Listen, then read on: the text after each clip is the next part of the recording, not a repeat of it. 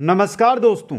REET mains exam या अध्यापक भर्ती परीक्षा के लिए लेवल प्रथम और द्वितीय के लिए हम देख रहे थे राजस्थान का इतिहास। और नेक्स्ट आज हमारी क्लास नंबर 17 रहेगी जिसमें हम देखेंगे किसान आंदोलन। दोस्तों बहुत ही इंपॉर्टेंट टॉपिक और संपूर्ण किसान आंदोलन एक क्लास के अंदर आपको यहां पर मिलेंगे। वो समय नहीं है कि हम 10-10 घंटे की क्लासें किसान आंदोलनों की चलाएं और जानकारी एक क्लास में जब 1 घंटे में हम दे सकते हैं तो 10 घंटे की क्लास से क्या फायदा। और हमारा मिशन ये रहता है कम समय में अधिक जानकारी आप तक पहुंचे। दोस्तों इसी को लेकर ये 17वीं क्लास राजस्थान इतिहास की चल रही है। प्लेलिस्ट बनी हुई है, वहां पर जाकर एक एक क्लास को सभी मित्रों से अनुरोध करता हूं अटेंड जरूर कर लें।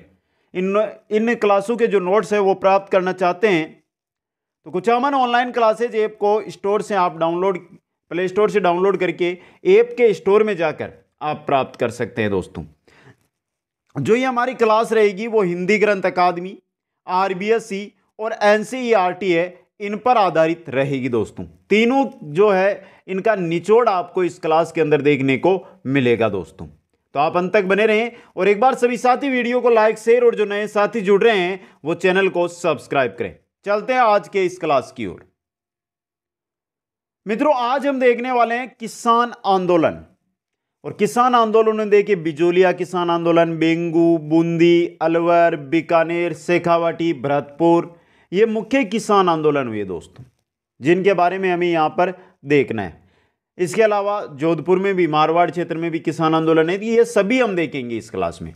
और पहला जो हमारे किसान आंदोलन आता है वो आपके सामने है, बिजोलिया किसान आंदोलन। दोस्तों 1897 से लेकर 1941 तक सबसे पहला आंदोलन जिसकी शुरुआत हुई। दोस्तों देखिए बिजोलिया वर्तमान में भीलवाड़ा में है। दोस्तों वर्तमान में कहां पर है? भीलवाड़ा रियासत, भीलवाड़ा जिले के अंदर है। और यह मेवाड़ रियासत का प्रथम श्रेणी का क्या था? ठिकाना। मेवाड़ रियासत का प्रथम श्रेणी का ये ठिकाना था। दोस्तों बिजोलिया का जो मूल नाम है वो विज्जावली है। दोस्तों अब बहुत जगह कंफ्यूज मत हो जाना, यहां पे मैंने विज्जावली लिखा है ना, तो विज्जावली भी बहुत जगह आपको लिखा हुआ मिल जाएगा। दोस्तों यह नाम भी मिलता है बहुत जगह। और बिजोलिया उपरमाल जागीर का क्या था? सदर मुकाम था। उपरमाल जागीर का क्या था? ये सदर मुकाम है जो बिजोलिया था। दोस्तों उपरमाल देखिए बेसरोडगढ़ चित्तौड़ से लेकर बिजोलिया भीलवाड़ा तक के पठारी भूभाग को क्या कहा जाता है? ऊपर माल कहा जाता है। एक चीज आप देखकर चल जाना, हमारी जो क्लास है ये 17 नंबर हमारी क्लास चल रही है, हर एक जानकारी आपके सामने लेकर आ रहे हैं। छोटी से छोटी जानकारी आपके सामने रहती है। किसी भी प्रकार का प्रश्न हो, किसी साथी का प्रश्न ना गलत हो, इसी उद्देश्य के लेकर हम ये क्लास लेकर आते हैं। इसलिए अंत तक आप हर एक क्लास को ध्यान से अटेंड करें, अपने नोट्स बनाएं और इनकी अच्छी तैयारी करें। दोस्तों आगे चलिए अब देखते हैं। दोस्तों ये क्वेश्चन आया हुआ है अगले वाला, उपरमाल जागीर का संस्थापक कौन था? अशोक परमार था। दोस्तों जिसे ये जागीर खानवा के युद्ध में राणा सांगा की सहायता करने के कारण भेंट स्वरूप प्राप्त हुई थी। जो ये आपका अशोक परमार है ये कहां का रहने वाला है? जगनेर भरतपुर का रहने वाला है। इसने राणा सांगा की थी खानवा युद्ध में सहायता। उसके बाद सांगा ने भेंट स्वरूप उपरमाल की जागीर अशोक परमार को दी थी। दोस्तों समझ गए? बिजोलिया किसान आंदोलन में धाकड़ जाति के किसानों का क्या है? बाहुल्य। किस जाति का?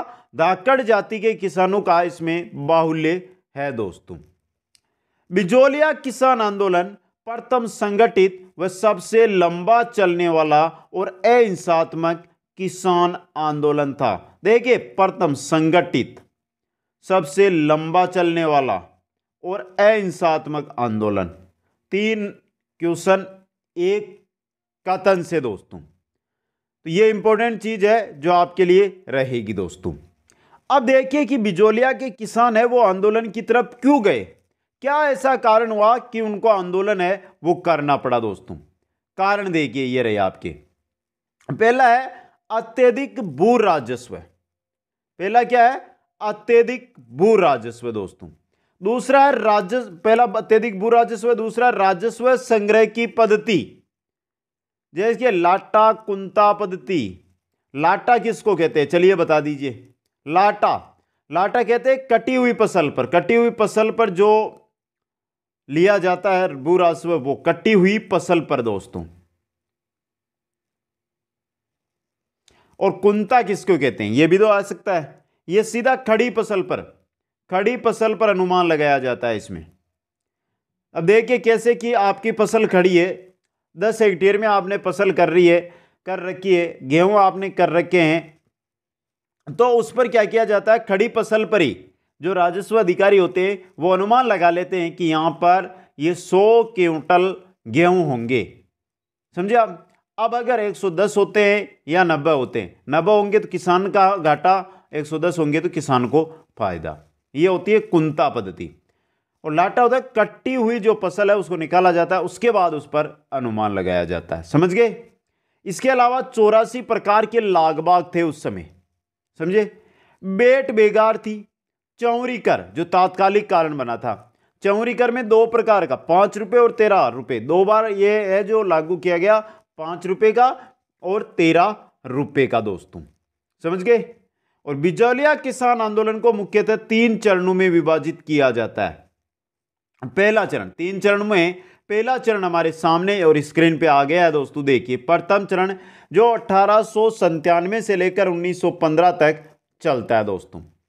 प्रथम चरण में यह आंदोलन स्वतः स्फूर्त प्रकृति का था, जिसका नेतृत्व स्थानीय नेताओं के द्वारा किया जा रहा था।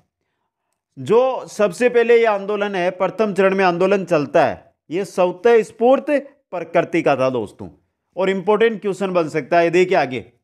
1894 ईस्वी में बिजोलिया का ठिकानेदार था राव गिरधर सिंह, जिसको गोविंदास कहते थे।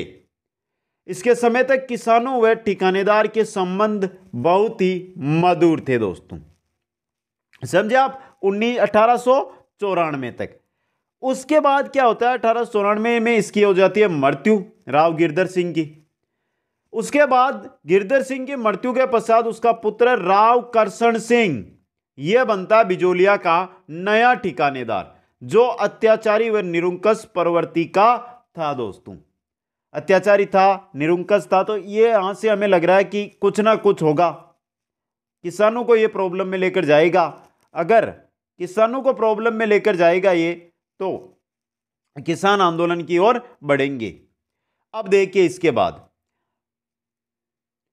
राव करशन सिंह की नीतियों के विरुद्ध 1897 ईस्वी में गांव है गिरधारीपुरा, गांव में एक मृत्युभोज था गंगाराम धाकड़ के पिता का। उसके अवसर पर किसानों ने एक सभा आयोजित की और यह निर्णय लिया कि मेवाड़ के महाराणा के पास ठिकानेदार की शिकायत हेतु अपना प्रतिमंडल भेजेंगे। जो राव करशन सिंह था दोस्तों, ठिकानेदार, जागीरदार, उसकी नीतियों से, अत्याचार से किसान थे परेशान। तो 1897 की बात है, गिरधारीपुरा गांव के अंदर किसके घर पर था मृत्युभोज, गंगाराम धाकड़ के घर पर दोस्तों, याद रखना ये। और यहां पर यह निर्णय लिया गया कि हम है जो ठिकानेदार है इसकी शिकायत को लेकर कहां जाएंगे, महाराणा के पास। सभा संचालन किया था साधु सीताराम दास ने। तो देखिए सभा संचालक साधु सीताराम दास के कहने पर नानजी पटेल और ठाकरी पटेल को प्रतिनिधि मंडल के रूप में मेवाड़ के महाराणा से मिलने भेजा गया है। नानजी व ठाकरी पटेल है, इनको प्रतिनिधि मंडल के रूप में महाराणा के पास भेजा गया। मेवाड़ के महाराणा ने जांच हेतु राजस्व मंत्री हामिद हुसैन को बिजोलिया भेजा, जिसने किसानों की मांगों को जायज ठहराया, लेकिन इसका कोई भी परिणाम है जो आगे निकलकर नहीं आया दोस्तों, समझे आप। तो ये याद रखना है, यहां पे जो हामिद हुसैन अधिकारी है, यहां से अच्छा क्वेश्चन आपको देखने को मिल सकता है दोस्तों। इसके बाद दोस्तों कोई परिणाम नहीं निकला है, तो इसके पश्चात जो राव करशन सिंह है ना, उसने नानजी व ठाकरी पटेल को क्या किया, बिजोलिया से निष्कासित कर दिया। इनको क्या किया, बिजोलिया से निकाल दिया दोस्तों। 1897 की बात हो गई है। बात आती है 1903 ईस्वी की। राव करसन सिंह ने बिजोलिया के किसानों पर चाउरी कर थोप दिया, चाउरी कर लागू कर दिया दोस्तों। अब देखिए चाउरी कर क्या होता है, लड़की के विवाह के अवसर पर 5 रुपए शुल्क के रूप में ठिकानेदार को देना ही चाउरी कर था। जब ठिकानेदार की लड़की का विवाह होता है तो उसको 5 रुपए विवाह के समय शुल्क के रूप में देना ही चाउरी कर था दोस्तों। अब देखिए इसके बाद किसानों ने चाउरी कर का जबरदस्त विरोध किया, जिसके परिणाम स्वरूप ठिकानेदार को बाध्य होकर चाउरी कर समाप्त करना पड़ा। किसानों ने क्या कर दिया, विरोध। कोई भी चीज हो उसका विरोध होता है तो उसको समाप्त करना पड़ता है। जिस प्रकार हमारे अभी 2 साल पहले किसान आंदोलन हुआ था तो विरोध हुआ जबरदस्त, तो सरकार ने आगे उसको क्या कर दिया, जो कानून था उसको रद्द कर दिया। वैसा ही जो चाउरी कर आया था उसको क्या किया गया, रद्द किया गया दोस्तों। आगे चलिए दोस्तों, बात आती है 1906 की। 1906 में राव करसन सिंह की मृत्यु के बाद पृथ्वी सिंह बिजोलिया का नया ठिकानेदार बना, जिसने किसानों पर तलवार बंदाई कर लागू कर दिया। चाउरी कर छोड़ो, मैं शासक नया बनाऊं, मेरे को तलवार बंदाई कर दे दो। समझे आप, पृथ्वी सिंह ने। तलवार बंदाई क्या है, किसी ठिकानेदार के उत्तराधिकारी के ठिकानेदार बनने पर रियासत को दी जाने वाली भेंट। रियासत जो ठिकाना है उस ठिकाने को अगर नया ठिकानेदार मिल रहा है तो उसकी जो राजपोशी ताजपोशी होती है उसके समेत जो भेंट दी जाती है वो दोस्तों तलवार बंदाई। 1913 ईस्वी में पृथ्वी सिंह की मृत्यु के बाद केसरी सिंह बिजोलिया का नया ठिकानेदार बना, जो क्या है, अल्पवयस्क था। इसलिए बिजोलिया का शासन प्रबंध मेवाड़ सरकार के अधीन आ गया दोस्तों। अगला जो बिजोलिया का शासक बना है, शासन संभालने के लिए ठिकानेदार आया है, वो था अल्पवयस्क, और इस वजह से बिजोलिया किसके अधीन आ गया, सीधा वहां पर शासन मेवाड़ सरकार का आ गया। बिजोलिया किसान आंदोलन के प्रथम चरण तक का नेतृत्व साधु सीताराम दास, ब्रह्मदेव, फतेह करण चारण इन्होंने मिलकर किया दोस्तों। प्रथम चरण का समझ गए, यहां से यह था प्रथम चरण। अब आता है बिजोलिया किसान आंदोलन का द्वितीय चरण दोस्तों, दूसरा चरण। 1916 से 1922 बहुत जगह 1923 भी लिखा हुआ मिलता है, समझिए आप 23 ही कर लें यहां पे। इस चरण में इस आंदोलन की बागडोर 1916 के अंदर साधु सीताराम दास के कहने पर विजय सिंह पतीक को सौंप दी गई। यहां पर बिजोलिया किसान आंदोलन की बागडोर किसके पास चली गई है, विजय सिंह पतीक के पास चली गई है दोस्तों। विजय सिंह पतीक ने 1917 ईस्वी में ऊपरमाल पंचकूट का गठन किया है। देखिए विजय सिंह पतीक ने ऊपरमाल पंचकूट का गठन किया है दोस्तों, आराम से देखना। कब किया है, 1917 के अंदर। अच्छा क्वेश्चन है आपके लिए ये, समझे आप, यहां से इंपॉर्टेंट क्वेश्चन है जो आपके लिए ये बन सकता है। ऊपरमाल पंचकूट बोर्ड या पंचकूट का गठन किया दोस्तों। अब देखिए यहां पे, और श्री मन्ना पटेल को सरपंच यानी अध्यक्ष इसका बनाया। उद्देश्य क्या था, कर ना देने के लिए सभी को प्रेरित करना। समझे आप, यहां पर विजय सिंह पतीक है गठनकर्ता, कहां पर किया था, यह आ सकता है आपके कि ऊपरमाल पंचकूट बोर्ड का जो गठन है वो पर कहां पर किया था, बेरीसाल गांव के अंदर। कहां पर, बेरीसाल गांव में दोस्तों। यह भी अच्छा क्वेश्चन है आपके लिए। पतेक जी के कहने पर मन्ना पटेल के नेतृत्व में किसानों ने किसी भी प्रकार की बेगार, चंदा या ऋण न देने का निर्णय लिया। इस कारण ठिकानेदार के कर्मचारियों ने गोविंद निवास गांव के नारायण पटेल को क्या कर लिया, गिरफ्तार कर लिया दोस्तों। अब देखिए गिरफ्तार किया किसान को, चंदा ना देने, जो टैक्स है वो ना देने की अवेज में। किसको किया है, नारायण पटेल को दोस्तों। आगे देखिए ये बात 1917 की चल रही है हमारे। पहले एक चीज देखिए यहाँ पे, 1916 ईस्वी में किसानों ठिकाने द्वारा किसानों पर युद्ध कर थोपा गया था, जिसका पंचायत ने पहले भी क्या कर दिया था, विरोध दोस्तों। ये 1916 के अंदर ही थोप दिया गया था दोस्तों। और अच्छी जानकारी है आपके लिए, ये युद्ध कर, अगर युद्ध होता है तो कर के रूप में कुछ रुपए वो जो रियासत है, जो ठिकाना है, उसको देना दोस्तों। विजय सिंह पथिक ने गांव गांव घूमकर जन जागरण का प्रयास किया और मेवाड़ी भाषा में हस्तलिखित पत्र को भी,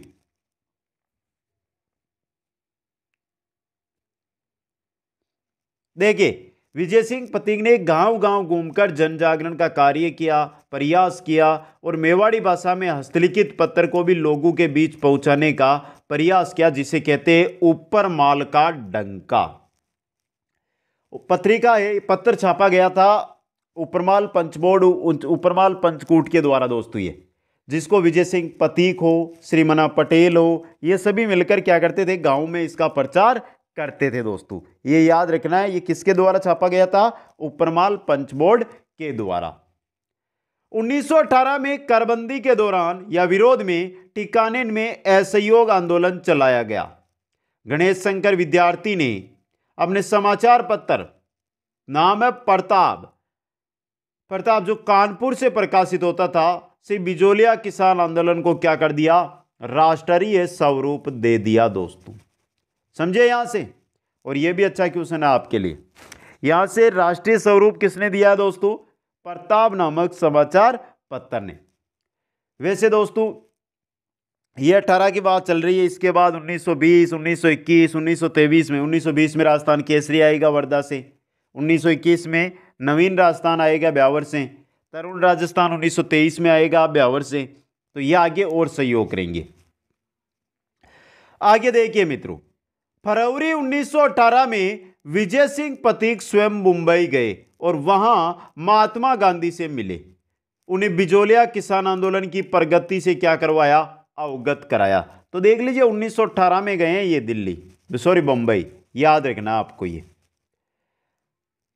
दिसंबर 1919 में अमृतसर के कांग्रेस के अधिवेशन में लोकमान्य तिलक ने मेवाड़ के महाराणा फतेह सिंह की आलोचना का प्रस्ताव रखा, जिसे मदन मोहन मालवीय व महात्मा गांधी के विरोध के कारण पारित नहीं होने दिया गया। अब यहां पर देखिए आप एक चीज देखिए, जो किसान है उनके साथ कौन है, लोकमान्य तिलक है, जबकि मदन मोहन मालवीय और महात्मा गांधी ये किसानों के साथ नहीं है। अगर किसानों के साथ होते तो जो मेवाड़ महाराणा के विपक्ष में प्रस्ताव आया था उसको समर्थन ये करते दोस्तों। समझे, ये भी इंपॉर्टेंट चीज है। दबाव में आकर मेवाड़ रियासत ने जांच हेतु बिंदुलाल भट्टाचार्य जांच आयोग, जिसको मांडलगढ़ हाकिम के नाम से हम जानते हैं, उसका गठन किया 1919 में दोस्तों। ये तो बिंदुलाल भट्टाचार्य जांच आयोग 3 सदस्य ही था दोस्तों। एक बिंदुलाल भट्टाचार्य खुद अध्यक्ष, इसके अलावा दीवान अफजल अली और अमर सिंह राणावत, ये 3 सदस्य इसके अंदर थे दोस्तों। इस आयोग ने किसानों की मांगों को जायज ठहरा दिया। इस आयोग ने किसानों की मांगों को जायज ठहराया। 1922 में राजस्थान के एजीजी, 1922 के अंदर क्या होता है, राजस्थान के जो एजीजी है मित्रों, रॉबर्ट हॉलैंड व रियासत के मध्य एक समझौता हुआ। रॉबर्ट हॉलैंड और रियासत के मध्य, रियासत ने 35 प्रकार के कर है वो समाप्त कर दिए, जिसे ठिकानेदार ने मानने से मना कर दिया। अब देखिए चारों ओर से जोर आता है, जो आंदोलन है ये पहुंच गया कहां पर, राष्ट्रीय स्तर पर। तो रियासत और जो पॉलिटिकल एजेंट है आपस में समझौता करते हैं और समझौते के तहत 84 में से 35 लाख बाग है वो समाप्त कर देते हैं। लेकिन ठिकानेदार जोश में था, उसने कहा कि मैं तो पूरे के पूरे लाख बाग लूंगा दोस्तों। समझे यहां पे, यानी रियासत की ही नहीं मानी है। अब देखिए यह था दूसरा चरण आपका। इसके बाद शुरू होता है तीसरा चरण। तीसरा चरण दोस्तों 1924 से लेकर 1941 तक, 1924 से 1941 तक दोस्तों। तीसरे चरण में क्या होता है, 1923 में विजय सिंह को गिरफ्तार कर 5 वर्ष की सजा सुनाई गई। इसके पश्चात महात्मा गांधी ने इस आंदोलन का नेतृत्व किसको दे दिया? जमनालाल बजाज को सौंपा। कालांतर में हरिभाऊ उपाध्याय भी क्या होते हैं? इस आंदोलन से जुड़ते हैं दोस्तों। माणिक्यलाल वर्मा ने बिजोलिया किसान आंदोलन में जोश भरने के लिए पंछिड़ा नामक गीत गाया था दोस्तों, याद रख लेना। पंछिड़ा नामक गीत है जो माणिक्यलाल वर्मा ने बिजोलिया किसान आंदोलन में जोश भरने के लिए गाया था। अच्छा क्वेश्चन बन सकता है ये आपके लिए। 1927 में विजय सिंह पथिक जेल से होते हैं रिहा तथा इस आंदोलन से पूर्ण रूप से वो अलग हो जाते हैं। इस आंदोलन से क्या हो जाते हैं? वो साइड में हट जाते हैं। ये भी इंपॉर्टेंट चीज है आपके लिए दोस्तों। अब आगे चलिए मित्रों, आगे और देखते हैं तीसरे चरण में। 1941 में मेवाड़ रियासत के पीएम विजय राघवाचार्य व मोहन सिंह मेहता जो राजस्व मंत्री थे, उनकी मध्यस्थता से किसानों व रियासतों के मध्य समझौता हुआ और किसानों की सारी मांगें मान ली गई। इस प्रकार यह आंदोलन है जो समाप्त होता है दोस्तों। अब देखिए, जो बिजोलिया किसान आंदोलन है, इसके तीसरे चरण में जो मुख्य नेता रहते हैं उनमें पहला है हरिभाऊ उपाध्याय। हरिभाऊ उपाध्याय। दूसरा है आपके वो है रामनारायण चौधरी। तीसरा है आपके वो है माणिक्यलाल वर्मा। कौन है? माणिक्यलाल वर्मा। और चौथा है जमनालाल बजाज। कौन है? जमनालाल बजाज दोस्तों। आया समझ में? ये मुख्य नेता थे तीसरे चरण के अंदर। समझ गए यहां से? यह था हमारा बिजोलिया का किसान आंदोलन दोस्तों, जो मैंने आपके सामने यहां पर रख दिया है। अब हम चलते हैं अगले किसान आंदोलन, बेंगू किसान आंदोलन की ओर। बेंगू किसान आंदोलन 1921 से लेकर 1925 दोस्तों। देखिए, बेंगू वर्तमान में चित्तौड़ में स्थित है। चित्तौड़गढ़ जिले के अंदर ये स्थित है दोस्तों। ये मेवाड़ रियासत का प्रथम श्रेणी का ठिकाना था और यहां का ठिकानेदार था अनूप सिंह चुंडावत दोस्तों। अनूप सिंह चुंडावत यहां पर ठिकानेदार था दोस्तों। बेंगू के किसान भी अत्यधिक भू राजस्व निर्धारण, संग्रह की पद्धति, लागबाग, बेट बेगार व सामंती जुल्मों से क्या थे? पीड़ित थे दोस्तों। इस वजह से ये किसान भी 1921 में आंदोलन करने लग जाते हैं। अब देखिए, बेंगू के अंदर 1921 में मनाल के बेरुकुंड नामक स्थान पर यहां के किसान एकत्रित हुए और यह निर्णय लिया गया कि हमें भी बिजोलिया की भांति क्या करना चाहिए? आंदोलन करना चाहिए दोस्तों। सर्वसम्मति से विजय सिंह पथिक को इस आंदोलन का नेतृत्व करने के लिए आमंत्रित किया गया। 1923 के अंदर विजय सिंह पथिक है जो बेंगू आए और जहां इन्हें कैद कर 5 वर्ष के लिए उदयपुर भेज दिया गया। इसके बाद विजय सिंह पथिक के कहने पर कौन आता है यहां पे? रामनारायण चौधरी। तो देखिए आगे, विजय सिंह जी के कहने पर राजस्थान सेवा संघ 1919 जो वर्धा के अंदर स्थापना की गई थी, महाराष्ट्र में राजस्थान सेवा संघ की, उसके सचिव थे रामनारायण चौधरी। वो इस आंदोलन का क्या करते हैं? नेतृत्व करते हैं दोस्तों। रामनारायण चौधरी ने किसानों को लागबाग व भू राजस्व देने से क्या कर दिया? मना कर दिया। लगातार 2 वर्षों के बाद ठाकुर अनूप सिंह व किसानों के मध्य समझौता हुआ, जिसे रियासत ने मानने से क्या कर दिया? मना कर दिया। और क्या कहा कि इससे तो बोल्शेविक की संज्ञा दी कि यह तो समझौता बोल्शेविक समझौता है दोस्तों। आया समझ में? इसके बाद देखिए क्या होता है। रियासत ने अनूप सिंह चुड़ाउत को कैद कर बेंगू का शासन किसके अधीन कर लिया? अपने अधीन कर लिया दोस्तों। रियासत ने ट्रेस नामक बंदोबस्त अधिकारी को जांच के लिए बेंगू भेजा, जिसका किसानों ने क्या किया? जबरदस्त विरोध किया। जबरदस्त विरोध है जो ट्रेस नामक जो अधिकारी आता है उसका होता है दोस्तों। इसके बाद 13 जुलाई 1923 को गोविंदपुरा गांव में किसानों की एक सभा हो रही थी। 13 जुलाई 1923 को गोविंदपुरा गांव में किसानों की एक सभा हो रही थी, जिस पर ट्रेंच ने गोलियां चलवा दी और इस गोलीबारी में रूपाजी व करपाजी नामक दो किसान हैं, वो क्या हो जाते हैं, शहीद हो जाते हैं। रूपाजी धाकड़, करपाजी धाकड़ दोस्तों, समझे यहां से। और यहां से विजय सिंह पति को क्या कर लिया जाता है, गिरफ्तार कर लिया जाता है। 1925 में रियासत व किसानों के मध्य समझौता हुआ, जिसमें किसानों की जो सारी बातें थी उनको मान लिया गया। यह था आपका बेंगू किसान आंदोलन दोस्तों। अगला जो किसान आंदोलन आता है वो आता है मारवाड़ में किसान आंदोलन। देखिए मित्रों, मारवाड़ के किसान अंग्रेजों शासक व ठिकानेदार के तिहरे शोषण के शिकार थे मित्रों। देखिए, एक तो अंग्रेज, एक ठिकानेदार और एक शासक राजा, तीनों का इन पर अधिकार चलता था दोस्तों। 1915 में मरुधर मित्र हितकारिणी सभा की स्थापना हुई और इसकी स्थापना जय नारायण व्यास, आनंदराज सुराणा, प्रयागराज भंडारी ने मिलकर की थी। मरुधर मित्र हितकारिणी सभा की स्थापना दोस्तों। अब देखिए यहां पे इसकी स्थापना तो हो जाती है, लेकिन फायदा में क्या मिला, कुछ फायदा अभी तक नहीं मिला दोस्तों। यह मारवाड़ का प्रथम राजनीतिक संगठन था, जिसका उद्देश्य मारवाड़ की जनता के सामाजिक व आर्थिक हितों की क्या करना है, रक्षा। पहला राजनीतिक संगठन आया है वो कहां पर, मारवाड़ के अंदर दोस्तों। हर एक जानकारी आपके लिए क्या रहेगी, यहां से इंपॉर्टेंट रहेगी दोस्तों। आगे देखिए मित्रों, आगे हम चलते हैं। 1920 में चांदमल सुराणा ने मारवाड़ सेवा संघ की स्थापना की। यह संघ राजस्थान सेवा संघ है, उसी की तर्ज पर स्थापित किया गया था दोस्तों। तो देखिए 1920 के अंदर जो चांदमल सुराणा है ना, उसने क्या कर दिया, मारवाड़ सेवा संघ की स्थापना कर दी है दोस्तों।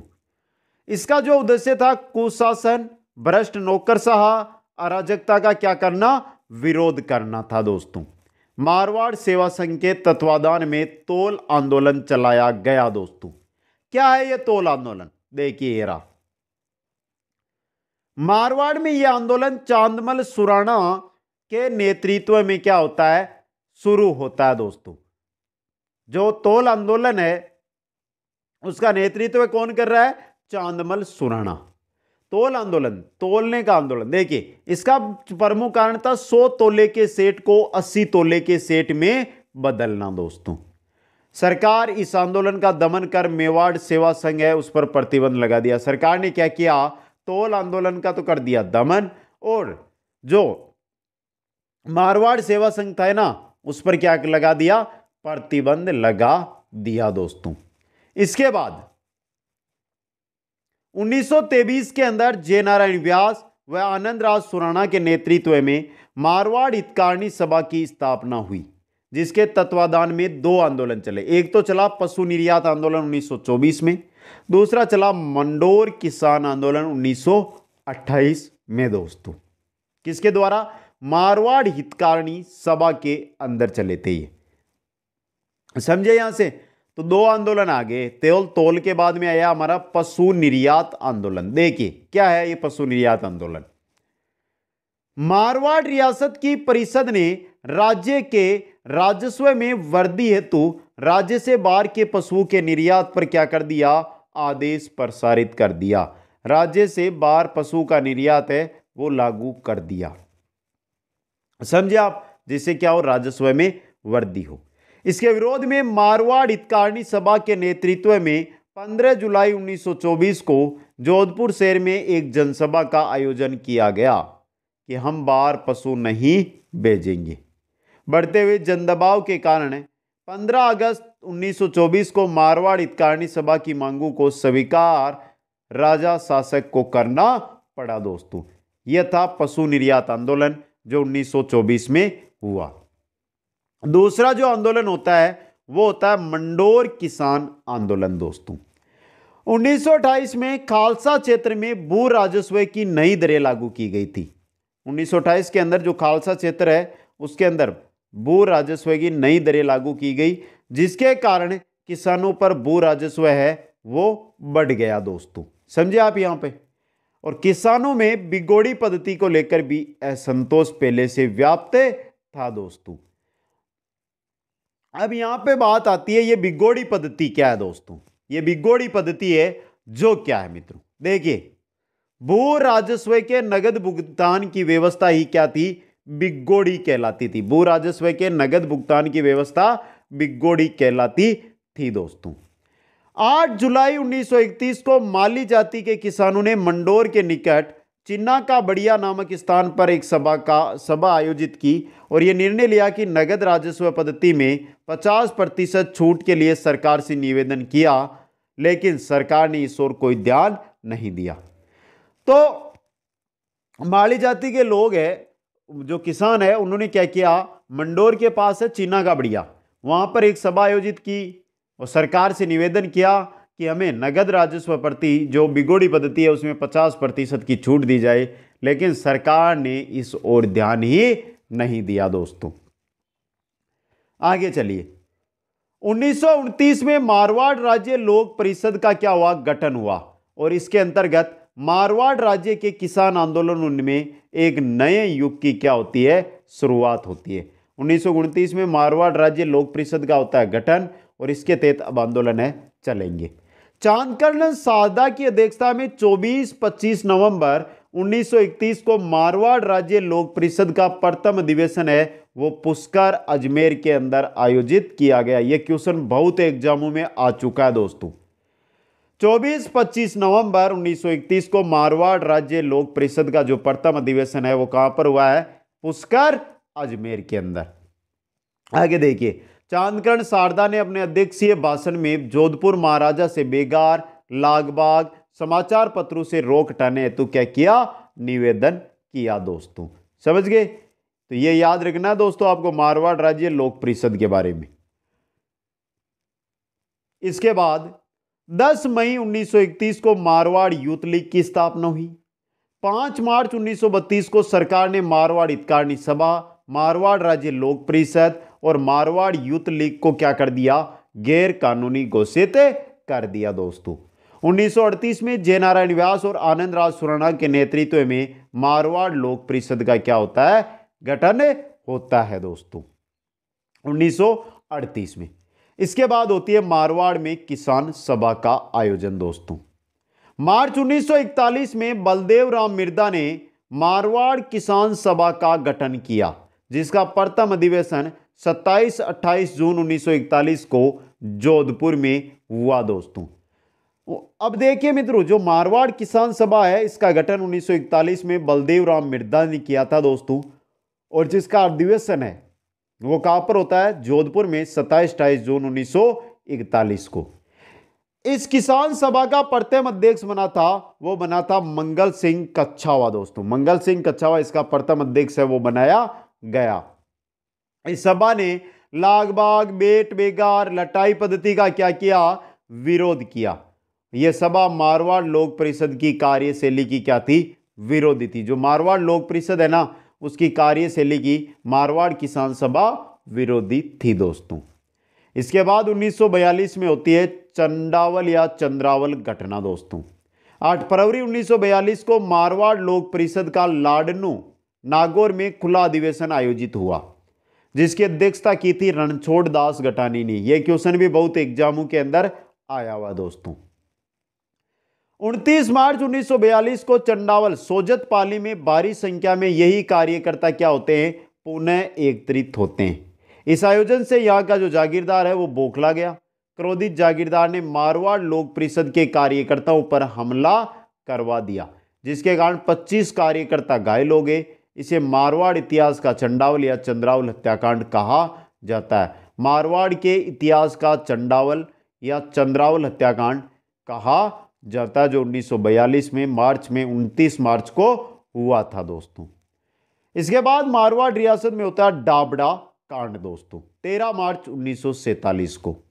13 मार्च 1947 को मारवाड़ रियासत के डीडवाना परगने में एक डाबड़ा गांव था दोस्तों। तो डाबड़ा गांव में मारवाड़ लोक परिषद व मारवाड़ किसान सभा ने क्या किया, संयुक्त अधिवेशन जारी किया।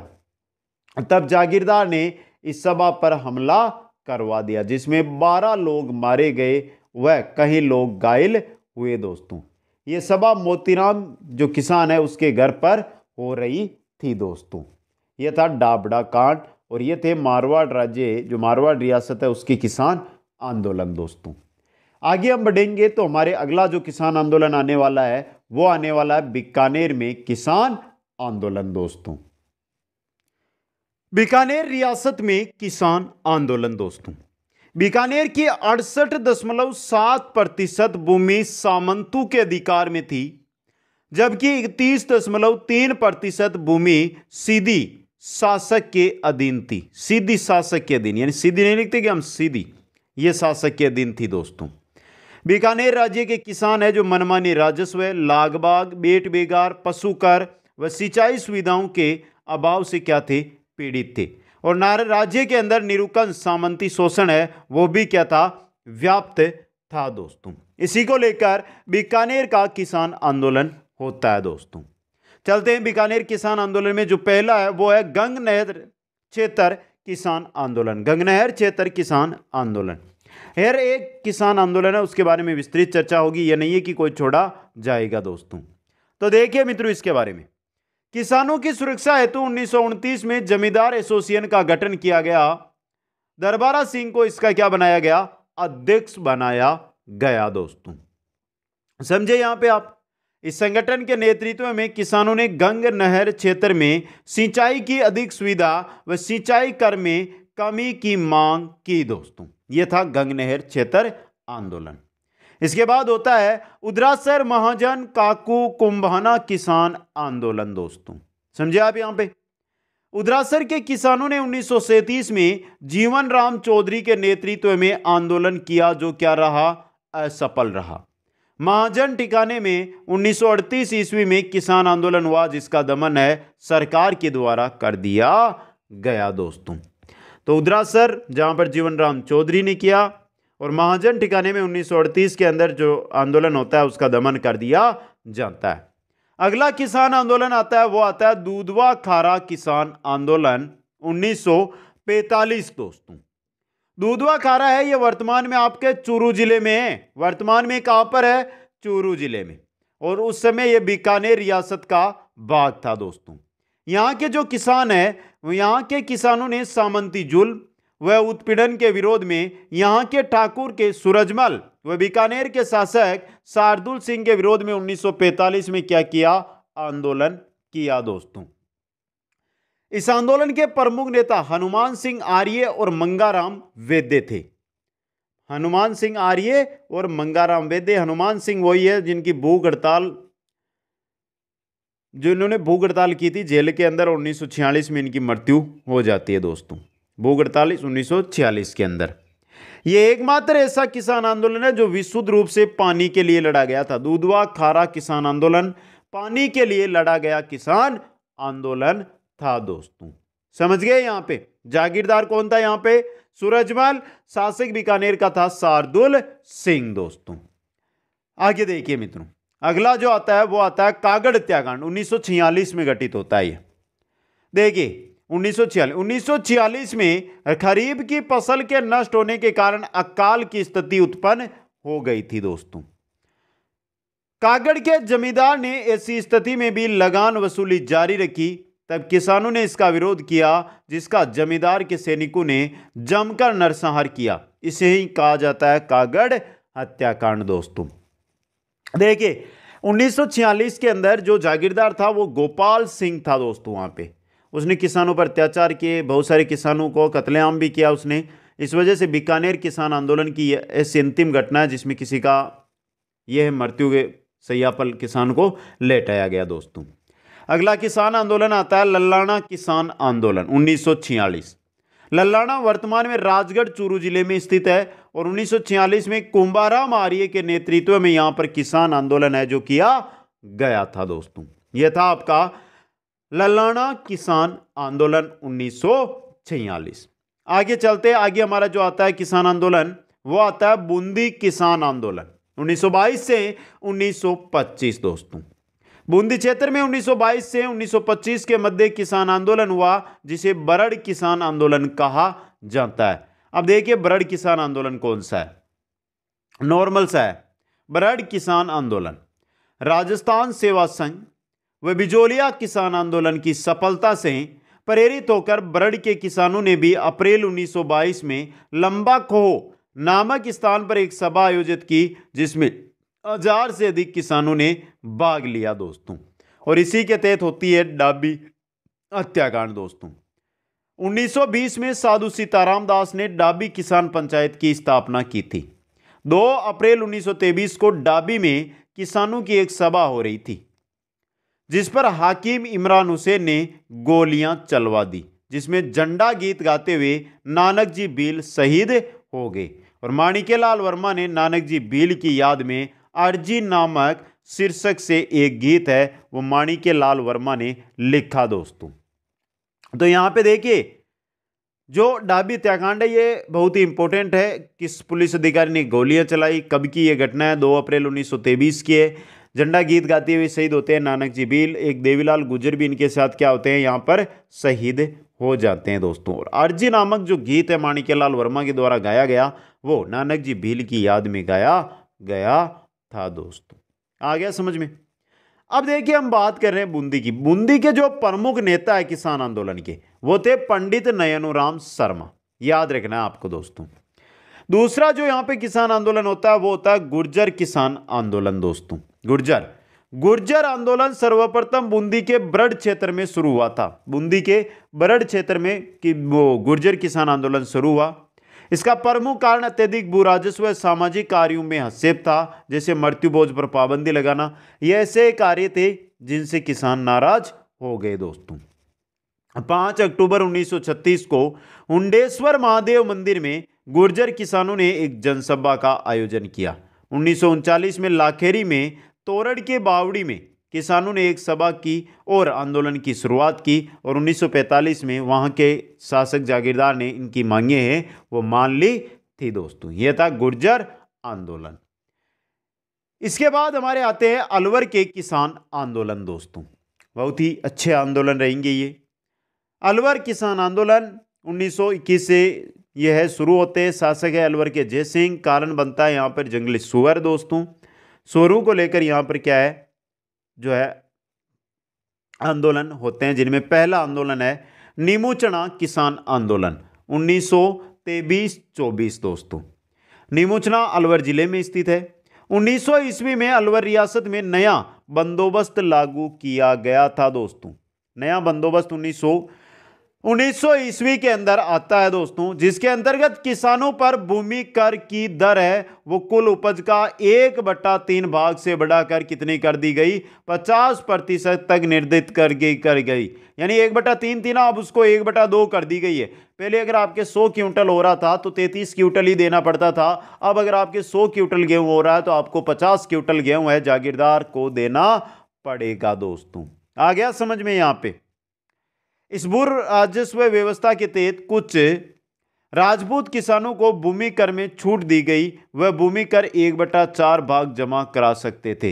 यानी कि कुछ जो राजपूत किसान थे उनको छूट दी गई थी इसमें, ये याद रखना दोस्तों। वो आधे की जगह उनको सिर्फ 1/4 25% ही दिया गया। इसके बाद 1923 में पुनः भूमि बंदोबस्त कानून है लागू किया गया, जिसमें राजपूत किसानों को दी जाने वाली जो छूट थी वो छूट को समाप्त कर दिया गया। इसके विरोध में अक्टूबर 1924 में अलवर के किसानों का एक सम्मेलन हुआ, जिसमें यह निर्णय लिया गया कि अलवर रियासत से बाहर के राजपूतों व किसानों का समर्थन लेकर हम क्या करेंगे, आंदोलन करेंगे दोस्तों। समझ गए आप। जो 1924 के अंदर हुआ, 1923 में दोबारा आया भूमि बंदोबस्त कानून। 1924 में जब राजपूतों को 1/4 की जगह 1/2 में ले लिया कि आपको 1/2 ही राजस्व लगेगा, तो उसके बाद रियासत में क्या होता है, आंदोलन होता है। 14 मई 1925 को लगभग 800 किसान रियासत के नीमूचाना गांव में एकत्रित हुए। लगभग 800 किसानों की संख्या है जो नीमूचना गांव है अलवर के अंदर, वहां पर एकत्रित होते हैं दोस्तों। अब ये एकत्रित हुए ना वहां पे, तो महाराजा जयसिंह के आदेश पर कमांडर छाजू सिंह, पुलिस अधिकारी था छज्जू सिंह ने इस सभा पर गोलीबारी की जिसमें कई किसान मारे गए दोस्तों। और इस घटना को इतिहास में नीमूचना हत्याकांड के नाम से जाना जाता है। इस हत्याकांड को क्या कहा जाता है? नीमूचना हत्याकांड के नाम से जाना जाता है दोस्तों। महात्मा गांधी ने इस हत्याकांड को जलियांवाला बाग हत्याकांड, महात्मा गांधी ने इस घटना को जलियांवाला बाग हत्याकांड की संज्ञा दी, समझे, से भी विपक्ष बढ़ाया दोस्तों। जलियांवाला बाग हत्याकांड है उससे भी भयंकर इसको कांड बताया और इसे दोहरी डायरशाही की भी संज्ञा दी दोस्तों। अब एक क्वेश्चन यहां पे आया था कि इसको नीमूचना हत्याकांड किसने कहा था? जो नीमूचना में ये कांड हुआ, हत्याकांड हुआ है, इसको नीमूचना हत्याकांड कहा था, वो कहा था राम नारायण चौधरी ने। किसने कहा था? राम नारायण चौधरी ने कहा था दोस्तों। इंपॉर्टेंट क्वेश्चन बन सकता है ये आपके लिए। तरुण राजस्थान समाचार पत्र में नीमूचना हत्याकांड की खबर को सचित्र प्रकाशित किया गया था दोस्तों, समझ गए। और इसी के साथ जो छज्जू सिंह है ना, इनको राजस्थान का जनरल डायर कहा जाता है। छज्जू सिंह राजस्थान का जनरल डायर दोस्तों, आ गया समझ में। यह था नीमूचना। दूसरा होता है वो होता है मेव किसान आंदोलन। देखिए मित्रों, अलवर के मेव किसानों के द्वारा यहां के महाराजा के विरुद्ध आंदोलन प्रारंभ किया गया जिसके 4 प्रमुख कारण थे। अब 4 कौन कौन से कारण थे देखिए ये रहे। पहला, मेव किसानों की मांग थी कि पड़ोसी राज्य पंजाब के किसानों की तुलना में यहां पर भूमि कर अधिक है। अकाल के समय भू राजस्व में किसी भी प्रकार की रियायत नहीं दी जाती है। यहां पर रोंदू में जो सुअर पाले जाते हैं जो किसानों की फसलों को क्या करते हैं? नष्ट कर देते हैं। रोंदू के अंदर सुअर पाले जाते थे, वो किसानों की फसलों को क्या कर देते थे? नष्ट कर देते थे। चौथा था, रियासत द्वारा भूमि अधिग्रहण करने का उसका कोई मुआवजा नहीं दिया जाता। जब रियासत है भूमि अधिग्रहण करती है तो किसानों का उसका कोई मुआवजा है वो नहीं मिलता है। ये 4 कारण थे, उसको लेकर मेव किसान आंदोलन होता है। अलवर रियासत के जो आंदोलन होते हैं उनका मुख्य जो कारण बनता है ये बनता है सुअरों की समस्या को लेकर दोस्तों। अब देखिए, मेव किसान आंदोलन अंजुमन खालिद उल इस्लाम के द्वारा प्रारंभ किया गया था। संस्था अंजुमन खालिद उल इस्लाम 1932 में इसकी स्थापना की गई थी दोस्तों, समझ गए आप, मोहम्मद हादी के द्वारा।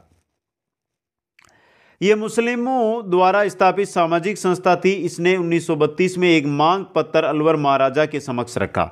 यह एकमात्र सांप्रदायिक किसान आंदोलन माना जाता है जिसमें मुसलमान और हिंदू दोनों सहभाग लेते हैं दोस्तों।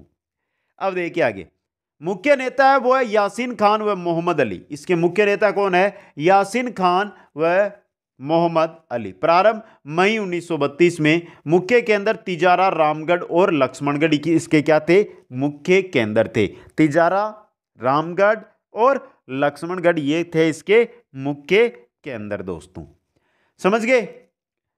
ये था आपका मेव किसान आंदोलन। अब आता है हमारे शेखावाटी के किसान आंदोलन। सबसे इंपॉर्टेंट किसान आंदोलन है वो शेखावाटी में ही रहेंगे दोस्तों।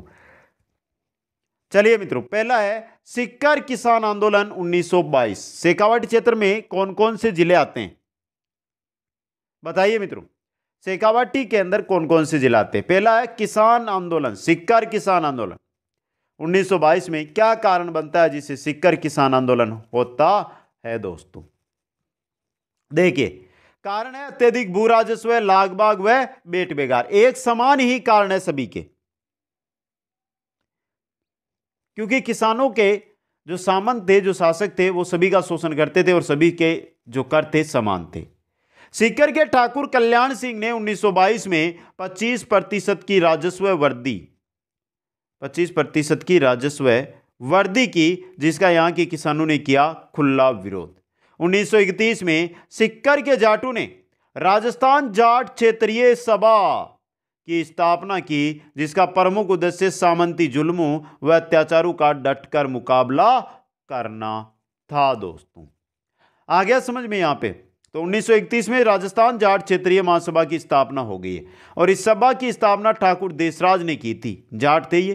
ठाकुर देसराज के निर्देशन में 20 जनवरी 1934 को जाट प्रजापति महायज्ञ है वो भी किया जाता है दोस्तों। ये पहला आंदोलन, सिक्कर किसान आंदोलन। दूसरा है चिड़ावा किसान आंदोलन दोस्तों। 1922 में प्यारेलाल गुप्त ने अमर सेवा समिति की स्थापना की। ये अलीगढ़ के रहने वाले थे। कौन? प्यारेलाल गुप्त। और इन्हें चिड़ावा का गांधी भी कहा जाता है। प्यारेलाल गुप्त को ही चिड़ावा का गांधी कहा जाता है, जो अलीगढ़ के रहने वाले हैं। राजस्थान के गांधी किनको कहते हैं? गोकुलभाई भट्ट को। वागड़ के गांधी भोगीलाल पंड्या को। मेवाड़ का गांधी मोतीलाल तेजावत को। सीमांत का गांधी खान अब्दुल गफ्फार गांधी को। ये 5 गांधी है। 4 तो ये रहे, एक चिड़ावा के गांधी ऊपर रहे प्यारेलाल गुप्त। ये सभी आपको क्या करने हैं? याद रखने हैं दोस्तों। तो यहां पर अमृत सेवा समिति की स्थापना किसने की है? प्यारेलाल गुप्त ने। कालांतर में प्यारेलाल गुप्त सहित समिति के सदस्यों को खेतड़ी के महाराजा अमर सिंह ने गिरफ्तार कर अमानवीय यातनाएं दी दोस्तों। यह था चिड़ावा किसान आंदोलन। इसके बाद होता है कटरातल किसान आंदोलन दोस्तों। कटरातल किसान आंदोलन, कटरातल सीकर जिले में स्थित है। यहां सरदार हरलाल सिंह खर्रा ने किसान सभा का गठन किया, जिसका उद्देश्य क्या था? किसानों को जागृत करना था दोस्तों। समझ में? इंपॉर्टेंट क्वेश्चन है ये। अब देखिए यहीं पर होता है प्रथम महिला सम्मेलन 25 अप्रैल 1934 को। सियोट के ठाकुर थे महान सिंह। नाम क्या था इनका? नहीं दिया गया ना, यहां पे बता दूं। महान सिंह था सियोट के ठाकुर का नाम। सियोट के ठाकुर मान सिंह द्वारा महिलाओं के साथ किए गए दुर्व्यवहार का विरोध करने के लिए 25 अप्रैल 1934 को कटरातल नामक स्थान पर श्रीमती किशोरी देवी, जो पत्नी थी सरदार श्री हरलाल खर्रा की दोस्तों, के नेतृत्व में एक विशाल महिला सम्मेलन आयोजित किया गया, जिसमें लगभग 10,000 महिलाओं ने भाग लिया था दोस्तों। यहां पर जो वक्ता थी ना, प्रमुख वक्ता, देखिए ये अध्यक्षता या ये आगे कौन है? इसके अध्यक्ष कौन है? किशोरी देवी है हरलाल खर्रा की। जो मुख्य वक्ता थी, भाषण देने वाली थी, वो थी उत्तमा देवी। कौन थी? उत्तमा देवी थी मित्रों, जो देशराज की पत्नी थी, ठाकुर देशराज की पत्नी थी दोस्तों। आ गया समझ में? ये था कटरातल की सम्मेलन या कटरातल किसान आंदोलन। इसके बाद होता है जयसिंहपुरा हत्याकांड। जयसिंहपुरा हत्याकांड कहां पर? नहीं, कब? 21 जून 1934 को ढूंढलोद झुंझुनू के ठाकुर ईश्वरी सिंह के भाई ने जयसिंहपुरा गांव में खेत जोत रहे किसानों पर हमला किया, जिसमें कई किसान मारे गए। किसानों ने इस घटना का विरोध किया। कालांतर में ईश्वरी सिंह के भाई को सजा हुई।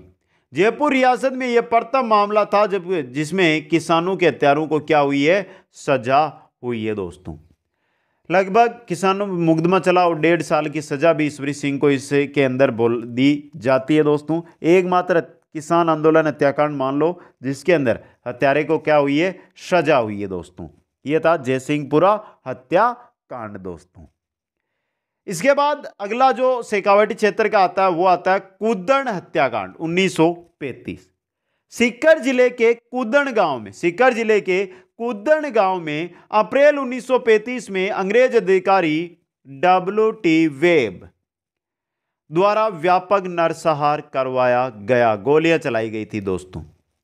कूदण हत्याकांड इतना विभत्स था कि यह मामला ब्रिटिश पार्लियामेंट के हाउस ऑफ कॉमन्स में भी उठा था। हाउस ऑफ कॉमन्स में यह मुद्दा है जो ब्रिटिश संसद है वहां पर उठा था।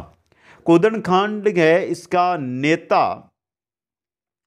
नेत्री थी दोस्तों। यहां पे नेत्री कौन थी? दापी देवी। कौन थी? दापी देवी नेत्री थी। ये इंपॉर्टेंट चीज बन सकती है आपके लिए दोस्तों।